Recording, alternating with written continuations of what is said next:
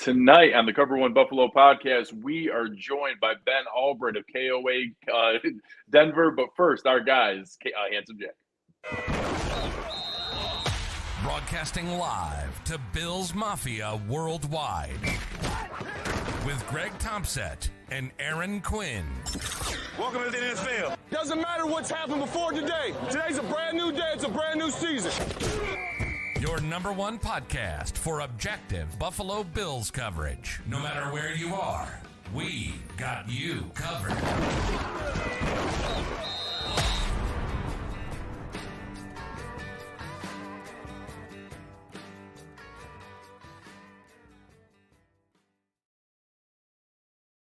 Good evening and welcome to the Cover One Buffalo podcast. You are joining your host, Greg Tompsett, along with my partner in crime, Aaron Quinn. Aaron, I put it in my little description here. I'm trying to move on to Denver. How are you doing with that?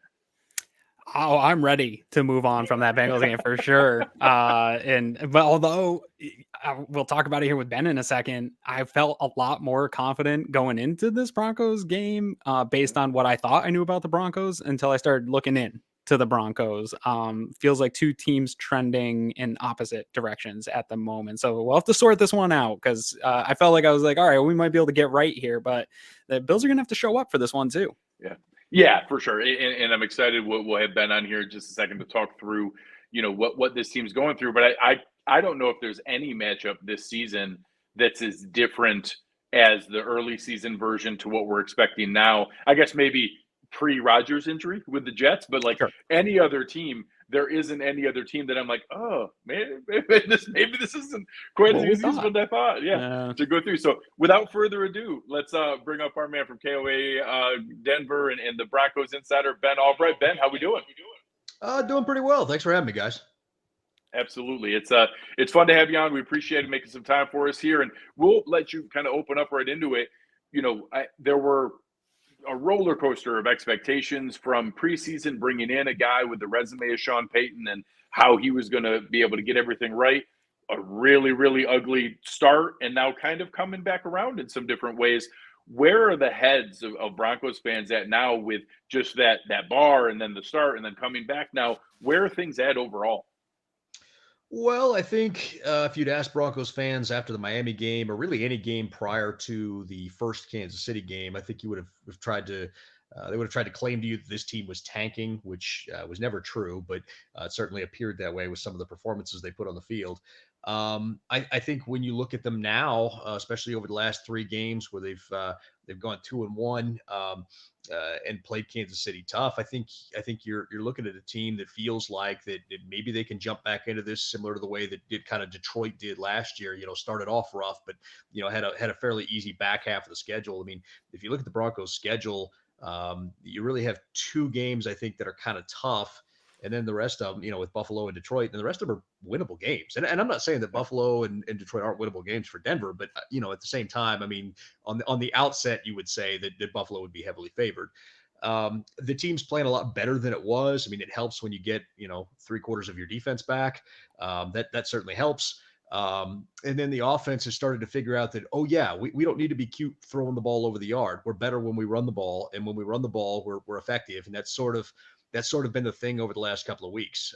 Sean Payton quit trying to out-genius himself and started just having him hand the ball off, and it started working. So I think that's a large part of it. You discovered a hidden gem in what I call Jaweels McLaughlin, and then you've got Javonte is kind of the hammer, and so I feel like that between the two of them, they've really kind of started to get stuff going. The passing game still needs work, and they, for whatever reason, still call longer developing stuff on third down and get sacked a lot. But when they figure that out, that, hey, this is stupid, they might actually be a good offense. So it started. Go ahead. Well, in that vein of like figuring stuff out, it seems, at least from, again, prior to jumping into this matchup, I just thought this is going to be an easy game for the Bills. This Broncos team, to your point, seemed like maybe not tanking, but in that type of position. We heard at the trade deadline, maybe they were going to be sellers, and you heard all these names from Broncos, but internally, obviously they weren't sellers. They still had belief that they could be a team that maybe competes for a playoff spot. internally, was it just, hey, there's all these new pieces, we're installing a new offense, Vance Joseph's coming back, we're trying to get a feel for what Vance Joseph's defense is going to be like, and to your point, getting some of those guys healthy? Was it more of a, we got to live through this early feeling out process to really figure out who we are come November, December, and then they still thought they had a team that could make a push? I think that's part of it. A lot of early season injuries on the defensive side of the ball really had that team. I mean, the team that was playing Miami had like 3 defensive starters playing. I think a lot of people don't realize that blowout was a combination of things. Now, part of it was a Richmond Flowers client running it up on Sean Payton for his comments. Part of that was that. Part of that was there. But part of it was also an offense that hadn't come together and a defense that was missing, its best players. So I think you're getting a more accurate representation now. Internally, there was never going to be a fire sale. I know people were speculating on it in the media, but I tried to tell people, like, Pat Surtain was never going to get dealt. That was never going to happen. Justin Simmons, the Eagles called, and they were nowhere close on an offer. The only 2 players that really, 3 players that really came, I don't even want to say close. The only 3 players that there were discussions about were Jerry Jeudy, Cortland Sutton, and Josie Jewell. You guys, of course, call it about Josie Jewell. But those went nowhere. I mean, you got an offer of a 4th rounder and it's weird because there's a report out there that they got an offer of a 3 and 5 for Jeudy, and I'm not aware of that. I've been told it was a 4th rounder for Jeudy, and they weren't even entertaining that. So, they weren't in fire sale mode. Everybody has a price point, but they certainly weren't in fire sale mode. As far as everything goes, though, I mean, you got a team that has a belief in itself. They didn't have a belief in itself, and I think part of that was beating Kansas City. It had been 16 straight losses. Hoverboards hadn't even been invented yet the last time the Denver Broncos beat the Kansas City Chiefs. So it was one of those things that I think that once you did that and got that monkey off your back, it felt like that was sort of the, anything's possible moment. And it'll be interesting to see how they come back off the bye week and the emotion kind of coming out of that. But, I believe that the defense of this team is very good. They just, you were missing key personnel and you were trying to marry up what Vance Joseph is doing versus what Vic Fangio and Ejiro Evero used to do. And the defense that Vic ran and then Evero ran and now Vance is trying to run, it's odd because it requires defenders to be at different depths than you normally be at. And so Vance had guys in the early season lining up at depths he was used to and trying to run that defense, and it just didn't work. And so they're kind of starting to come around and sort of get it. The understanding that the safeties have to be closer to the box and all this kind of stuff. And then of course, not having Justin Simmons on the field, sort of a problem. So, now that they've got all that together, defense is playing a lot better. They're still a little susceptible to the run at times, but it's getting better. I think the pass defense, once they got Damari Mathis out of there and put Moreau back in, I think the pass defense got a lot better. So as we kind of flip and look at this offense, and I think that a lot of like you said, the scores kind of took away from the reality of what was going on, and that a fair amount of those, you're putting up some points, you're getting some things going. It's not always pretty. You brought up McLaughlin, and right off the bat, I'm actually a little curious. Why isn't he getting more touches? Like he seems so explosive when he's in there. And I like Javonte Williams. I think he's a very talented back. I'm actually surprised it hasn't been even more from a workload standpoint. I think only 8 snaps last week. Is that something where it just packages and that, hey, matter of fact, is it almost a tell that when he's in the game, he's going to get the ball because he's so talented there? How do they balance that when you have somebody so talented, but a starter that's still a legit, a guy who should be a 1A? Well, that's sort of the problem. I mean, because the reality is he's a smaller guy. I mean, he's like 5'8", $170. I mean, I kind of tower over him a little bit. I'm 5'10", I'm $160, and I'm like, bro, you don't want me back there in pass pro. The last thing in the world you want is me back there trying to pass protect the quarterback with a Joey Bosa bearing down on you, or a Von Miller, or an Epinesa, or any of the great edge rushers that are out there. And so I think that if you're, when you put him out there, it's sort of the Phil Lindsay problem the Broncos used to have. You are telling him what you're going to do, because when you put him out there, he's going to be in a route or he's getting the ball, because you're not, the last thing you're doing is putting, a guy out there who has the stopping power of a reasonably placed road cone as a pass protector. And so, I think when you look at Sean Payton offenses, and you look at what Sean Payton did with Darren Sproles, I think that's kind of what McLaughlin in the end is sort of that role where you get 8 to 10, maybe 12 touches, snaps in a game. And that's kind of really it. And, and you go from there. I'd like to see him get more. I mean, he is absolutely electric. And he has just great vision too, to go with the speed. A lot of those speedy backs, especially when they're young, they don't have that vision. They outrun the blocking. Now he's so great and patient at letting it set up. And, it really is a UDFA was a heck of a find for the, for the Broncos. Samaje Perine, better receiver than he is runner. And he's fine in pass pro, but, and he gets in the mix as well. And then of course, I think everybody knows Javonte Williams. So, there's that. It's just, it's been rough because you don't really have an athletic tight end at all. They traded for Troutman, and because that's one of Payton's guys, and he's been bad. Let's just be honest about it. Mannertz is a blocker. The Nate Atkins is a find, but they can't seem to find ways to get him on the field. And he's made some nice catches, some circus catch type stuff. So he might be something down the line, but right now they just don't have an athletic tight end at all. And so, you're running 3 wide sets where you didn't really want to do that. You wanted to kind of come out in 12 personnel a lot. And, when Sutton and you've got Sutton, you've got Jeudy, and you've got Marvin Mims, who they don't get the ball enough, which is a problem. In fact, Sean Payton even mentioned that in his presser this week. We got to get Marvin the ball. I'm like, bro, aren't you the guy? Like, aren't you the guy who's supposed to, Isn't that your choice? not to be that dude, but and then I threw him a pack of juicy fruit because that's his favorite gum, and moved on about my day. But it's, I think that if they can get some of these electric players and playmakers the ball a little more, I think it'll open things up. But right now, that offense is built to run the football. They're not pass protecting particularly well, especially Mike McGlinchey, or McClinchy, depending on who you talk to at this point. But at the right tackle spot, and third down has been a problem because they don't run any quick game. It's 7-step drop stuff on third down, and they're just getting blasted on third down because they're running the ball. So not running the ball. So there are problems there. They're fixable. And they could, I think, be a team that could be a little better. I feel like that, this team, if it's hitting on all cylinders right now, is probably like that 9-10 win team, that kind of thing. Gets in the playoffs, a wild card, maybe wins a game. That's probably their ceiling.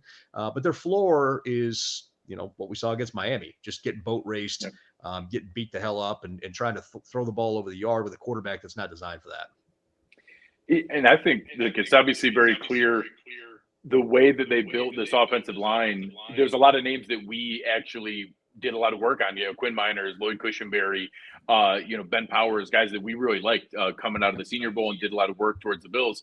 And, sometimes you see teams make the big splurge signing and it doesn't always pan out. And I think the fact that there was some homegrown talent and then you bolt on a guy like McGlinchey, it's really come together nicely for what they've tried to put together here. And I know, Powers hasn't always, put everything together the way that it's been expected, but for the most part, the rest of that offensive line has looked really good. And I think that leads into how I think so many of the Broncos games, and honestly, this game on Monday night, it's so game script dependent that if you get them into a position where they can run the ball, where they get an early lead, where they can lean on it, use the defense the way they want, it's really, really dangerous. If you let the other team get ahead at all, like you said, they're not really built to come from behind like that and to get into shootouts. So talk a little bit about that offensive line and how that's a weapon. And then is it holding up its end of the bargain from a pass blocking way, the same way they are run blocking? Well, Quinn Meinertz is probably the best player on the line at right guard. He's a stud. He's going to be there for, he's going to be a 10-year player. Lloyd Cushenberry lacks a little in the functional strength. He's gotten better this year, but he's been a bit of a liability with power move pass rushers up the middle over the last couple of years, and still is to a degree. On the left side, you talked about Ben Powers, Powers by name, probably not Powers by reputation here, but you get the idea. Garrett Bowles has played better than he did after that abysmal start to his career that he got, then he had the good season during the COVID year. And he's kind of, I don't want to say he's regressed, but he's settled into that role where he's a good enough offensive tackle, but not, a great one. And then McGlinchey, he's just kind of a guy. He's he was brought in and he just reminds me of like Diet Nate Solder when all's said and done. It's kind of, the reputation outpaces the player. And that's kind of where that's been. And they it's been okay. They've had their moments, but they struggled, in obvious pass pro situations, they've struggled and they got beat up a little bit. And Russ, holds the ball a little longer. He wants to make plays, and so when you got the longer developing stuff, he's trying to hang in there and he tends to eat third down sacks and it just hurts. This team is designed to run the ball. They're designed to come at you with power.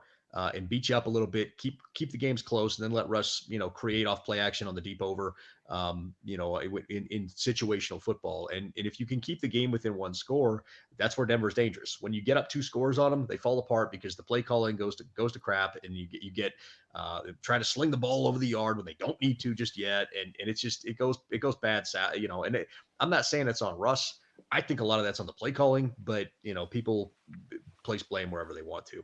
I think you're right though. This is a team that wants to play tough, wants to play good defense, wants to keep the game close, and then run it out on you at the end. And if you let them stay within a score, they'll do it. But you let them, you get them down early, you get them down 2 scores early, and they fall apart. It's that whole we got to throw to catch up stuff, and that's just not their strength. Greg, you all set on the offensive side of the ball there? All Awesome. yours. Yeah. All right. Let's flip it over to this defensive side of the ball. And again, I'm going to do something similar to last week where usually I break down every single grouping, but I want to start from that schematic point where you've brought in Vance Joseph, and obviously Vance Joseph's familiar to Broncos fans and what type of defense he likes to run as a head coach. But it seemed like early on there was still some marrying some of the Fangio concepts to the personnel that was there. And it, at least from what I'm seeing, it seems like they're getting a little bit away from the Fangio stuff and doing a little bit more stuff that Vance Joseph's comfortable with. Is that sort of with the addition of getting healthy, is that sort of the resurgence we've seen of this defense playing better over the last 3 weeks here? Yeah, absolutely. I mean, Vance Joseph is a cover 1, cover 3, cover 0, guy, and Vic Fangio is a C2, C4, C6 guy, and middle field open versus middle field closed. Vic Fangio likes to run tight front with it's basically a 5-2. Vance Joseph wants to run a 2-4-5 heavy nickel with 3 safeties. I mean, it's just different. Like what they do is fundamentally opposite. Vance wants to send everything he can and puts his corners on an island. Vic wants to send the least amount of people possible and drop everybody back. So like fundamentally what they do is opposite. And so that was kind of the weird thing about bringing Vance in to run a defense he'd never run before, and try to create some continuity. Vance comes from the Wade Phillips school, which is, we're going to send pressure and put our corners on an island. And, Vance comes from the, we're going to have an incredible secondary and hope that our front 3 or 4 can get there, or 5 if I, bother to send 5. So, there's a lot of differences, with Vance, obviously with a lot of the C1 stuff, you're running the safeties at a higher depth and then they bite down. With Vic, the safeties play closer to the box and drop back. And so there's just differences schematically all the way around. And I think the personnel are a lot more suited for what Vic ran than what Vance wants to run. Getting Baron Browning back has helped, but they've just struggled to get pressure. I mean, they just struggle to get pressure. And that's sort of the thing. I thought Jonathan Cooper did a decent job for a 7th rounder, but Nick Benito's having I don't want to say a renaissance, but he's kind of like developing in year 2 in a way that taking a giant leap in year 2, but he's still not there yet. And so like Benito and Browning are supposed to be this elite pass rushing duo, and they're kind of not yet, and so that's the thing. And then, you brought Zach Allen in, paid him a bunch of money, and I'll tell you, that dude is the king of almost. Almost got the sack, almost got the, we had one in Jerry Hughes. Yeah, he's a good player. Don't get me wrong. I don't want to dog Zach Alex. He's a good player. Yeah. But man, it's like that fractions of an inch, and he's the king of almost. And so it's a sort of the problem. DJ Jones has been hurt, and that's been a problem. And the guy who stepped in for him, Jonathan Harris, is kind of just a guy. And that's really been the problem is that Mike Purcell's taken a step back at the nose, and Jonathan Harris is just not it at the other end. And so you got one real out of the 3 defensive linemen that's NFL starting caliber quality at this point. And it's a problem that's hurting them in their ability to get pressure.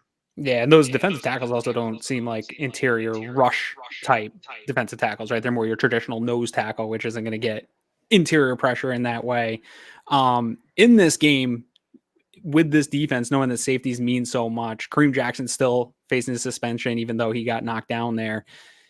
Not being able to have those 2 safeties playing together for long stretches of this season, do you see that continuing to be a problem here this week? And are we going to expect to see PJ Locke in that role, even having a little bit of a tough performance the last time he was out there? Well, I would definitely expect to see PJ Locke. And PJ's a lot more athletic than Kareem. Kareem's on the backside of the career. And Yeah, he sets a tone. He's out there. He kind of, he'll hit people and all that. He's not afraid to make tackles and all that kind of stuff. But PJ's a better, more athletic safety. And honestly, I think you can do more with PJ out there, because running too high with Kareem out there is like you're biting your nails all the time. So, I think you can actually run that with PJ out there. I thought he played really well against Green Bay in limited action. And then, still get his feet wet on a couple other things. He's a bit of a playmaker. It runs hot and cold. Yep. If he's on, he's on. But if he's not, you're kind of like, okay, we got to kind of, disguise things a little bit here and help him out. I think you're going to see PJ. If he gets hurt, then it would probably be De'Aaron Turner-Yell after that, because obviously Kareem and Caden Stearns are hurt and JL Skinner's not ready. So Turner-Yell was a liability early on. I mean, we all saw the Miami game. So if you're the Broncos, you're hoping that PJ doesn't go down. And then one last one here. I'm assuming it's going to be Pat Surtain following Stefon Diggs throughout and trying to disrupt him. And we know that the Bills offense, even though some other weapons are starting to come on, and Kincaid and Shakir, and we'd like to see James Cook get going, if you stop Stefon Diggs, this offense struggles to get points going. Do you have concerns though with guys like, Josie Jewell? He's a player I like, but lacks some athleticism in coverage and getting one-on-one with running backs. And then Kincaid, talking about these safeties and, having PJ Locke be highly athletic, but if you can get him in some conflict, if you're the Bills, is that where you're attacking this defense, is in the middle in the passing game and in the run game and trying to stay away from Diggs? Or are you trying to be who you are and just go at that matchup? I think you be who you are. I think if you're going to attack anything, you attack the second corner. And I don't know that Surtain's going to be following Diggs. I mean, the Broncos play a boundary field setup, so they don't really have a corner that follows anybody. And I would suggest that if you can get Diggs into the slot and against Jaquan McMillan, or if you find a way to get him against Moreau, that would be your opportunity. And to try to take shots. As far as the tight end goes, Alex Singleton will mostly be in coverage, and he's much more athletic than Josie. Josie's a run fits guy, and he's highly instinctive, which has allowed him to stick around in the NFL as long as he has, despite the limited athletic profile. But I think that if you're going to attack, the way to attack the Broncos is to try to get some clear outs and get your tight ends one-on-one with somebody if you can, or get that slot guy one-on-one with somebody. I think McMillan's played really well, but he's still a young guy. He still makes a few mistakes, here or there. And I think those are your opportunities. And then, the run, and you got to stick with it. That's been, honestly, Buffalo, that's been you guys' Achilles heel. They just won't do it. Well aware is you just like, it's lip service to the run game. You got to commit to it against Denver. Like, that's the thing. You got to commit to it. And so if you don't, they're going to take advantage, because the last thing you want is a defense that struggles to get pressure, knowing it can tee off. Yep. So with those things in mind, what are we expecting here? What kind of game are you expecting coming here? And give us a score prediction. I think it's probably going to be a lower scoring game than people think. I think that there's, I think there's plenty of talent on both sides of the ball here. I think it's just a matter of putting it together. Broncos coming off a bye might help them out a little bit. I think it's going to be a fairly close game. I think you're looking at like 24-21, maybe 28-21 tops, that kind of thing. And it could go either way. The question is whether or not Buffalo can establish the run. And if they can do that and they can get up early, then it's Buffalo's game. If the Broncos can keep it close, I think the Broncos can win this game. And I would suggest that the spread of, I think it's 7.5 right now. I think that's too much. That feels too much to me. I'm gonna go ahead and call it a Buffalo win here. But man, it would not surprise me to see Denver win this game. They're riding high right now. Would not surprise me either outcome. I appreciate it very much. I know everybody follows you on Twitter at Benjamin Allbright. Let them know what's coming up on KOA Denver coming up here soon. Well, yeah, we got obviously we got the show on nights on KOA. We're heard in 32 states and like 5 countries. So we apologize for assaulting your ears. And then my Twitter feed is trash. Unfollow me at Allbright NFL. It's a dumpster fire. I wouldn't follow me. So that's the best endorsement I can give there. But definitely follow these two guys here and Greg and Aaron if you're not already. Well, Bills fans love you no matter what you think. And I know that every time there's some rumor, everybody quick to tag you and say, hey, Brent Allbright, what do you got? So if you're not following Ben and you want to be in on those, one of the more locked in sources in the NFL. So. Well, I appreciate it, gentlemen, and thanks for having me. Cool. Appreciate it. Talk to you soon. All right. So, Aaron, as we get ready, obviously great to have somebody like Ben on who's so plugged in. And I think he really spelled out where a lot of our anxiety comes from, in that this is, I think Bills fans can't look past the 70-20 Miami game, and that's what's in their minds. Oh, this has to be a boat race, easy get right game, Yeah. because we saw them get blown out there. And as Ben said, they had 3 defensive starters in that game. When you bring back the other 8 defensive starters, they now become a real team. And you see that in the recent matchups. They shut down Kansas City twice. One of them was an ugly loss where they still held Kansas City to 19 and had a chance in that game. And then this last game, they beat them and they only gave up 9 points. They, held Green Bay to 17. That, they've had plenty of performances now where they're starting to look like the team that people kind of expected coming into the year, where, again, I thought they were kind of a fringe team. Yeah. They're in that 8-9, 9-8 range. And that, maybe if things go right and Payton really does make some magic, they can go there. Then it starts out like, oh my God, they might have the number 1 overall pick. And I think we're now coming back to like, hey, this is like a normal team that can beat teams. And Buffalo has to come out. Like, Sean Payton has a really good record coming off a bye. They're coming off as confident as they've been in forever. Like Ben said, they hadn't beat Kansas City in 16 matchups. That's like old school Bills Patriots stuff from the drought years. I think that the Bills should win. I think that the Bills will win. I don't think it's this easy gimme game that a lot of people are talking about. It's definitely not going to be an easy game. Like I said, I was actually quite surprised because I was that Bills fan that right after the Bengals game, I was like, oh, thank God we got the Broncos coming up. Like, we need something easy here. We need a layup. And having to really dive into this one quick because getting the show out quick this week, really feel the opposite right now. And I do feel I'm a big believer in trends and how teams are trending in current moments. And I see a team in the Bills that, while I believe in them and I don't believe the offense is broken, but I do see that there's flaws. I think the defense is just a drowning mess that's just trying to hang on.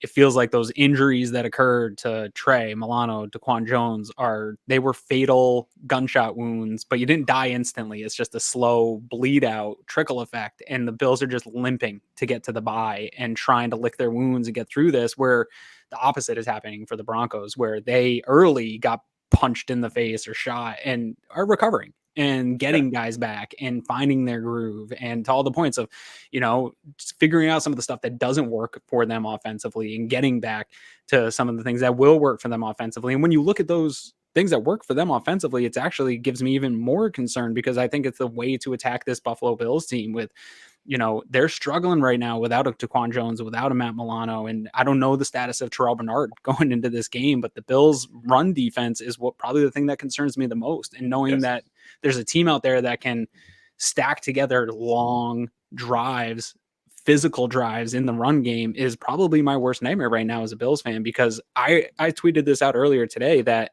I think there's flaws with the offense and all that stuff, but the defense still, to me, remains the big problem. And I know people are sick of hearing about complimentary football, but it's true. It is a real thing. And it is going to hurt this offense. The margins for this offense right now and the margin for error is so razor thin that they do have to be perfect. They're not generating explosive plays. So they have to put together long, sustained drives.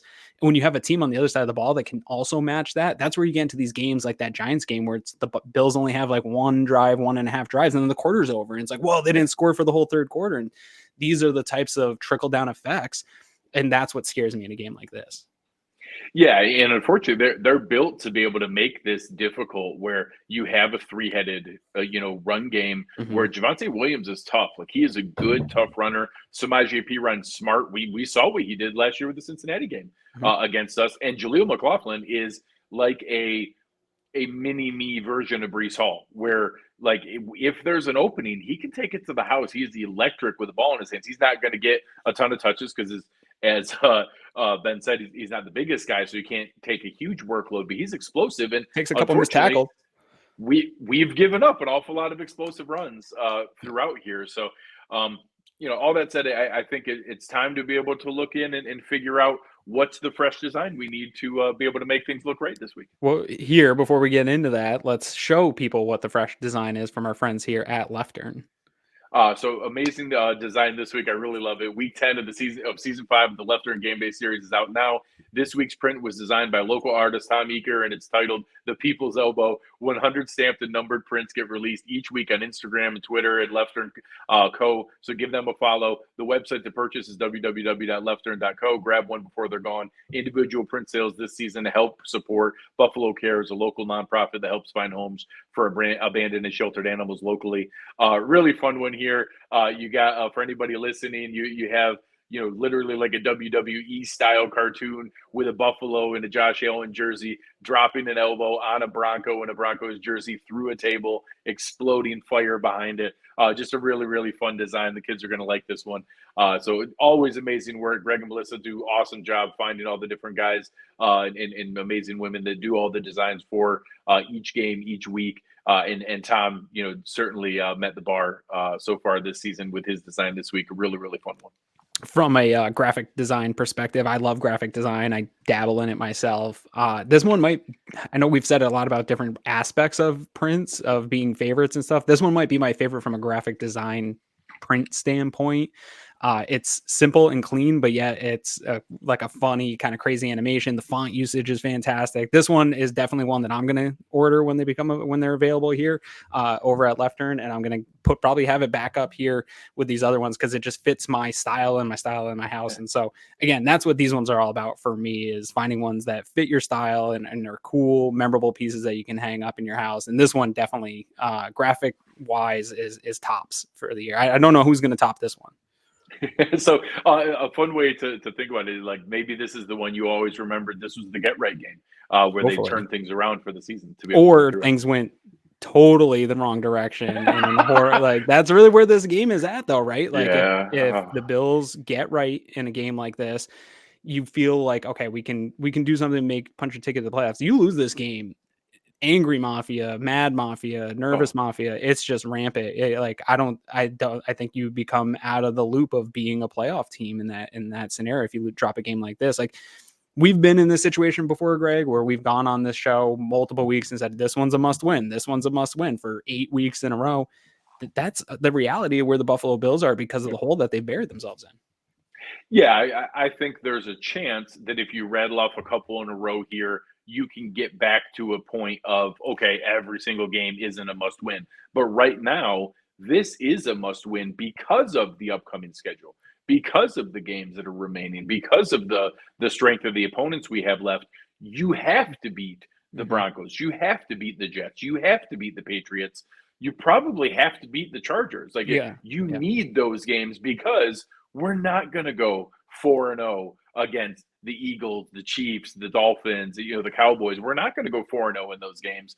We need to be able to stack some wins in these other matchups. And that makes this, even though not statistically a must win, it's genuinely a must win in that if we plan to be a playoff team, and I think we are a playoff team, I think that's still the case here, you have to win this game. You just have to. Like, there is no room for error to drop these games with the upcoming schedule. They have to be able to get that right.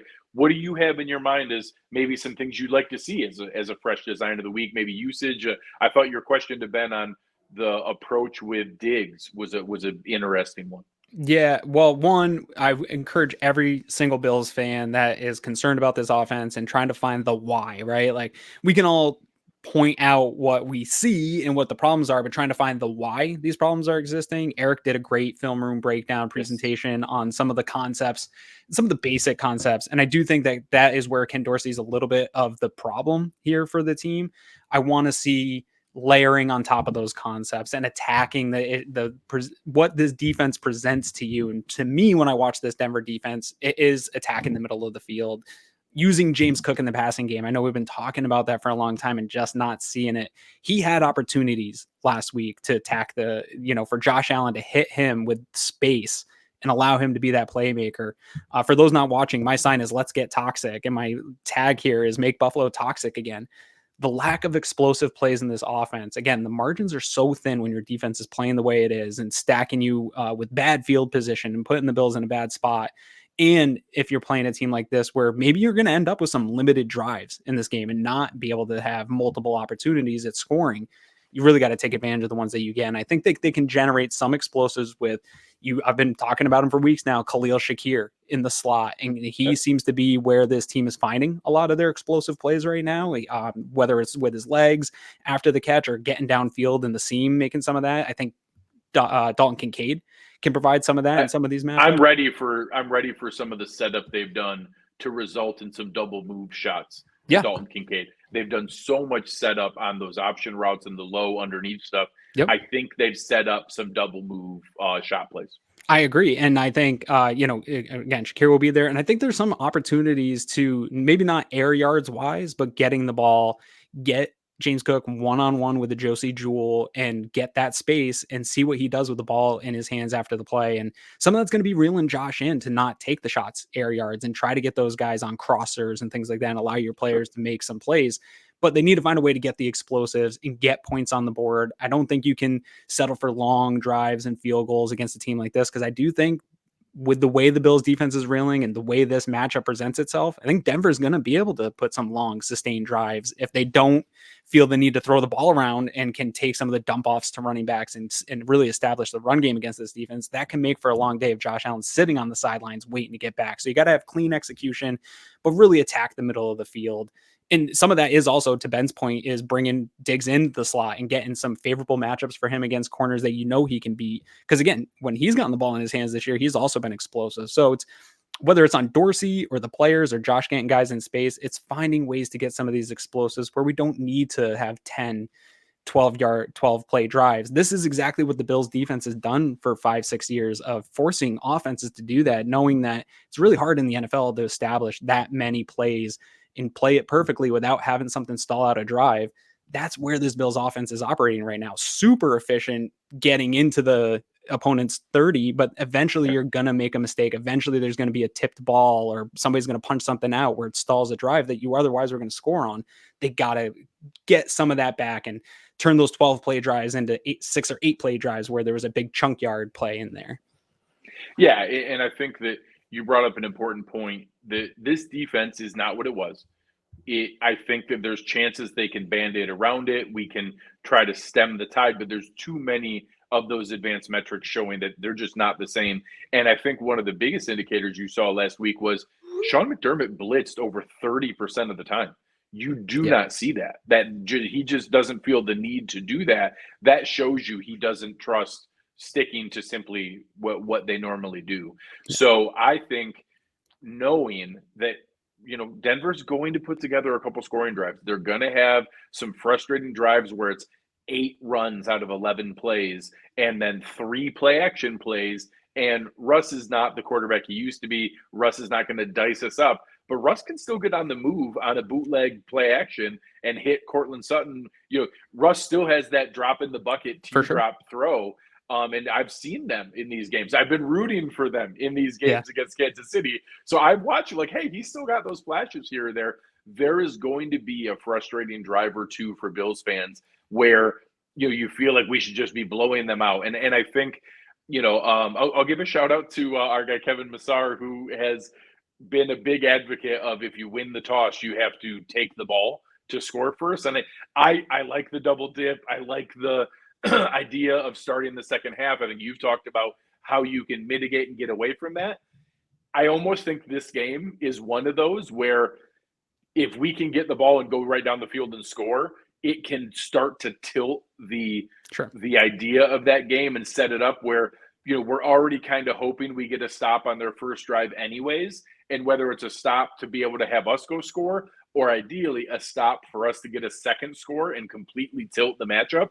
This is one of those games where I almost feel like it might be worth it to take the ball to start. And, you talked about the plays and Shakir has flashed so much.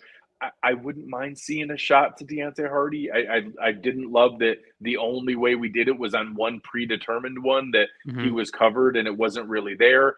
I think that we need to see Gabe Davis get back involved in some of this. I think, we're coming one game off.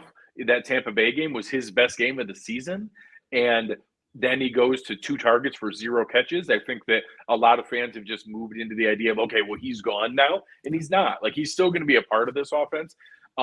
I think that has been laid out with the way that they use Surtain on the open side of the field, that maybe we do play some games with where we put Stefon Diggs, and maybe Gabe Davis does have another quiet game because we intentionally put him on Patrick Surtain's side of the field and try to get Diggs on the other side. And I'm okay with that if he's kind of a sacrificial lamb in that way, if it gets Diggs positive matchups.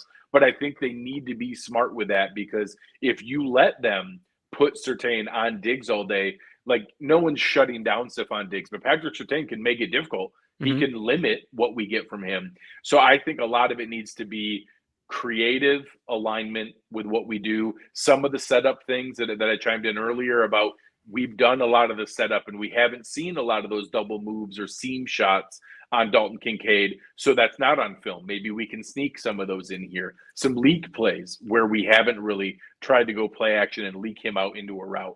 I think there's some opportunities here to be able to do that, and we need to see it, and we need to see it early in this matchup. And I don't disagree with Ben on, I know fans don't want to hear this, right? Because the whole conversation when they were struggling early in this slump was, we need to spread things out and just let Josh cook and have that modern offense. But I really think James Cook in the run game has to be a part of this offense to some extent. I'm not saying you need to come out and establish the run or really force it, but it can't be 6 designed runs throughout a game. You have to keep a defense honest. You can't let them pin their ears back and play back in zone and know that you're going to pass. I think that's some of what teams talk about in that predictability from this offense, is they know the Bills want to come out and pass and push the ball downfield, and that plays into the defense's hand too much. So I do think you have to at least have some level of balance, and that's not a 50-50 split. I'm even fine with 70-30 or 75-25 type of thing, but I want it to be there. And I think James Cook is good enough, and he's run hard enough, and he's shown that he can actually also generate explosives in the run game that help your team take some of that load off. So that would be another thing that I would add to this game, is finding ways to get the running backs involved. So again, make sure you check out our friends over at Leftern and the awesome work that they've done with their game day series. You'll see the links for that down below. And each week in our matchup show, we'll be talking about our Leftern Fresh Design of the Week. So make sure you check that out for them. Yeah. So Aaron, as we kind of get through here, social media and Bill's Twitter is a mess. I think fans are rightfully anxious. There's tons of fights about, well, why do the numbers still look good if they feel so bad and we keep losing? What does it matter if those numbers look good? I've seen videos from people that I really respect. Ben Solak, Sheil Kapadia, Aaron Schatz, Kevin Cole that we've had on the show. We've had Aaron on the show. We've had really smart people that I respect a lot. Mike Renner put out a tweet. Mike Renner, that tell you that everything's not doom and gloom. Ben Baldwin put out ones that, whether it's, I know people were annoyed with DVOA and EPA, but even beyond those simple things like point differential and others that tell you hey, it's not as bad as it feels. Do you think that, one, that's just simply accurate, and that, hey, they could also bounce back and go on a win streak here and everything could be okay? A piece of me in my mind wonders, is too much of that before the injuries? Is too much of that before Josh's injury? And that it's maybe inflated by not the same team as what's left? Where is your head at on how much of that should be a silver lining of, hey, I know it hasn't worked out. I know it doesn't make it any better that you've lost the games, but it does mean you could be winning them, and that means you still could win more down the stretch. And how much of it is, no, it's just painting a false picture that isn't reality anymore? It's tough. I think there is some false picture pre-injuries of what this team was, and that the data takes a little bit. Football is a small sample size sport, right? Even in the full season, we're talking about 17-ish instances. And then you break that down into how many possessions you get. And some games you don't get a lot. In that Giants game, the Bills didn't have a ton of possessions. And so sample sizes are very small and they take a bit to adjust. So I think you're seeing that. But again, I think all these smart people are pointing to the defensive side of the ball. And I'm going to keep saying it, even though it's really annoying to fans. the idea of complementary football really plays a role in this. And I do think that, I've harkened back to that. What was it, the 2021 season when they were 7-6 in December, and then they went on a run, and we saw really bad performance from the offense throughout the month of November and into December. And they were at a playoff position at 7-6. And then you saw them go on a run. And even in that run, the offense still really struggled at times, even though the box score shows 31-point games and stuff. It wasn't the Daboll offense we saw once they got to the playoffs.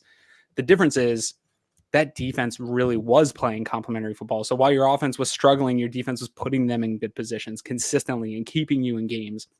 And I just don't think that's going to be the case here. We don't know the extent of injuries to Terrell Bernard. If that's a concussion, I'm assuming he won't play here this week. We don't know the extent of the injury to a Christian Benford. Some of those things, it's just piling up. And now margin of error is so small. And then also to add to that, special teams has been really up and down this year in terms of complementary football. And that was a huge problem in this Bengals game, where the Bengals are starting in their around midfield almost that entire first half, and the Bills only had one drive plus the 25-yard line for themselves. So you're just really stacking the deck against yourself, and the margins of errors are so slim that I don't think they have that type of special run in them to just rattle off 6-7 wins in a row.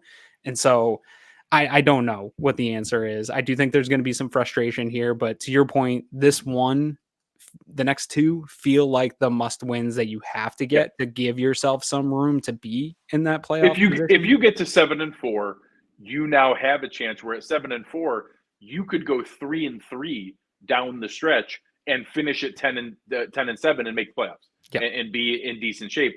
But that's only possible if you get it to 7-4 with these 2 wins. If you drop 1 or 2 of these and all of a sudden you have to go 4-2 in that final stretch, now all of a sudden you're putting a ton of pressure on to be able to get into the playoffs. And you're talking about having to beat, 3 of Kansas City, Denver, Philadelphia, or Kansas City, Dallas, Miami, and Philadelphia. That's a big ask. It is. Mm-hmm. Yeah, no, it is a big ask. And right now, again, I'm coming to this sort of realization, and maybe people will dunk on me to be like, oh, I've been here for weeks and I wasn't there weeks ago, but that it is just a slow bleed out, and there's just an infection growing in this team, and eventually it's going to die. And I think, when we saw the schedule come out and saw that late bye, it was like, great, we got a late bye. That's going to be fantastic. But dude, the bye can't come soon enough for this team to just have a chance to reset, have a chance to self-scout, get Josh an extra week of rest, whatever it is. Feels like we're crawling to that. And now you're coming on a team that's really in the opposite point of where their season is, of feeling good, coming off a bye, having had it, have a chance to readjust some of the things and do your self-scouting. And that to me just lines up in a way that I don't love right now in a game that is a must-win one. Yeah. I don't know what that answer is. I don't know exactly where it's going to be. I still think if you're going to pull back to any early season numbers and say, bless you. Yeah, I can't even get through the thought all at once. And you're going to pull back and say, hey, that's still real. I will say, I think the defense is what it is. We simply have lost too much talent. We have to survive on the defensive side. I will say the same players, the same coaches, the same talent on the field on offense is the team that scored 115 points in 3 games. Yeah. That when you pull back and say, oh, you can't just use, or like, that's the same people. That's the exact same coaches, the exact same players. They did that. They scored 115 points in 3 games. They were out there averaging whatever, 37 points a game, 38 points a game. That kind of setup is what we need to get back to, because, we got to be honest with ourselves. If there's any fun end to this season, it's because we simply outscore everybody. Mm-hmm. There's no other alternative. We're simply going to have to outscore them, because our defense is going to give up some scores. They're going to do that. We have to outscore them. And until we can recapture that mojo, it's just not feasible to be able to do it. But to that point too, again, that's the pre-Josh Allen injury, putting up that amount of points. And I'm having a tough one finding that out. I got a question on a thread I think Nate Tice put a post of it was a throw to Stefon Diggs later in the game, and he put it right where only Josh Allen can make the throw, right over the defender. No one was open. Steph wasn't even really open. He threw it into coverage. It was a great throw, but it was similar to the throw they made to Gabe Davis. And somebody was like, well, do you think the throw to Davis had to do with his shoulder? And I'm having a tough time knowing when his shoulder hurts and when it doesn't and what the mechanics are, because he's still making crazy one-of-one Josh Allen throws. He's still running and doing some of these things, but there are some of these throws that don't seem like himself or seem the same. Don't seem Josh-like, Yeah, and this is so I want everyone to I really do encourage you to go watch Eric's breakdown of Ken Dorsey's limited offense and what they're doing. But my argument with Eric all week has been, yeah, I agree. And that's, Greg, you've heard me for a year and a half sitting here saying Dorsey doesn't scheme people open. Dorsey doesn't utilize the talent that he has. Everyone thinks I'm a Dorsey defender and homer, but I've been advocating for this stuff for a while. But then I also turn on the tape and I see a 3rd and 2 and Diggs coming down on a crosser and he's wide open on that Hardy shot play. Hardy was covered. And maybe if he throws to the middle of the field, maybe you give him a shot, but it's a low efficiency type play. And Gabe Davis is wide open on the crosser. 3 different guys open to make it 3rd and 5. Just to live to fight another day. Yeah. Well, so on the Gabe interception, guys are open. On the Hardy one, Gabe is coming across, has that first down. There's a number of these situations where it's like, okay, yes, the offense is limited. Yes, they aren't layering on top concepts that attack and gain those explosives, but I continue to see Josh not going through all the progressions, locking on to guys, being predictable with where he wants to go with the ball. And that is super frustrating to me to watch, because we can pin the blame on Ken Dorsey all you want. And I'm leaning more and more that way with every passing day. But Josh is still doing things where you see it happen in real time. And I don't know if it's Ken coaching these progressions into him or saying, hey, if you see this look, go here. And that's what we're doing. But guys are getting open, and you have playmakers on this team, Khalil Shakir, Dalton Kincaid, James Cook, who are growing into this offense, but still need to be more looked at when the things aren't open. When Steph isn't there, keep going, look around for the progressions. Josh was doing that 2-3 years ago, really going through his progressions. And that's when you saw this offense at its best. He needs to get back to some of that. And I don't know if it's a Ken Dorsey problem or a mix of where Josh is at right now. But that's the evolution that we need to see going forward here. Yeah, 100%. So without further ado, what do you think we're going to see Monday night? Yeah, I don't love this one, man. I don't like it very much at all. I am still going to pick the Bills to win, and I might be just a homer fan for that, but it's such a must-win game, and I do believe in the NFL. Like, what scares me a lot of the times about the Bills going up against opponents that they should be is when the opponent needs the victory more. I think that there's a bit of desperation that helps a team, and the Bills are a different team at home than on the road. I think that's also true. And so I think the Bills being able to come out here and really establish that they can win this game, but I don't have it a high scoring game like Ben was talking about. I've got it 21-17 Bills. I don't think they're going to blow the doors off this defense. I do think they're going to have to do some long matriculating drives, getting the run game established, but just playing cleaner, not turning the ball over. That's going to be a real thing that they have to do. But I do think the Broncos are going to score some points. And I think, again, I'm with Allbright on that I could see that score being flipped and not be totally shocked in a game like this. I'm in the same spot. I think they do get right a little bit. I think the defense can bend but not break and give up maybe 4 scoring drives, but maybe 3 of them are field goals. Yeah. I think that the defense can do just enough. Maybe we create a turnover. We've seen Russ be a little loosey-goosey with the ball from a fumble standpoint in the pocket when he's scrambling.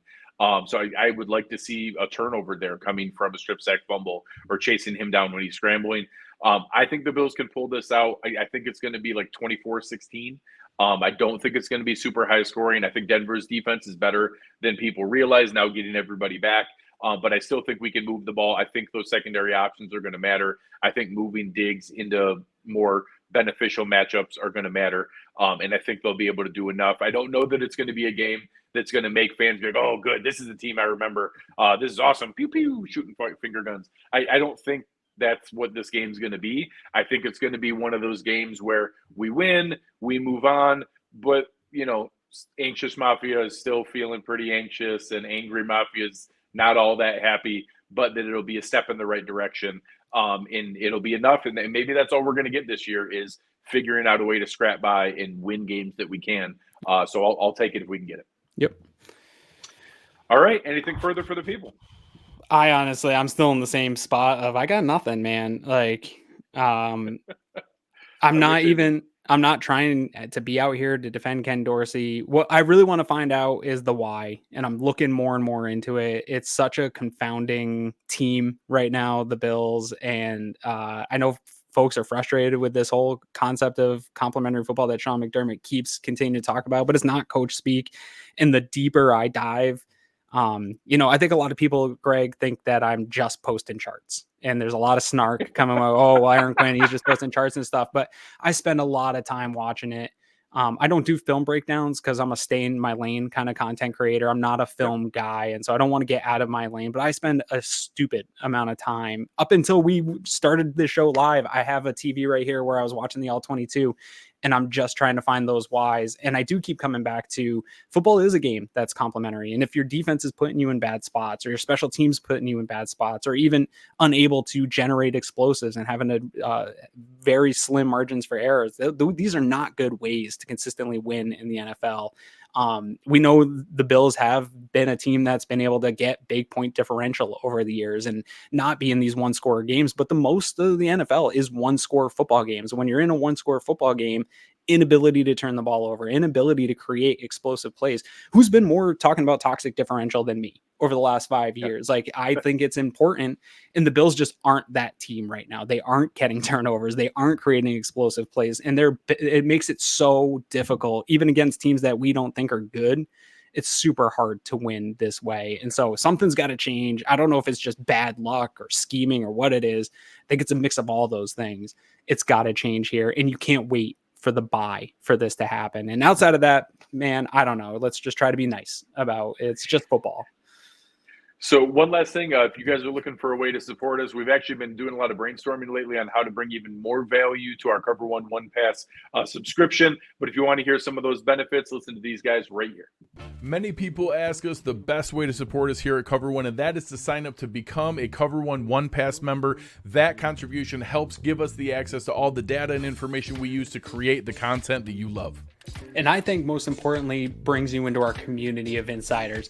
It's a great community based on Slack. I know a lot of people don't want to be on social media anymore, be in on those conversations. We bring all of it to you right in our great community of educated fans. And most importantly, you get access to our content creators. Even better than that, everybody loves merch. You get awesome t-shirts, a cool decal, and a letter from the Cover One team signed directly to you. All for $60. That gets you the entire season, next year's free agency and draft. $60. Click the link in the description. Cover One Insider. Become one today.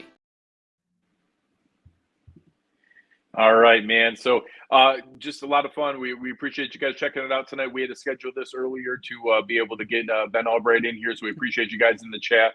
You guys know we'll be pulling you up here on all the future shows. But on behalf of our awesome producer, Chris Kepner and Aaron Quinn, I am Greg Tompsett. You've been listening to Cover One Buffalo, and we are out.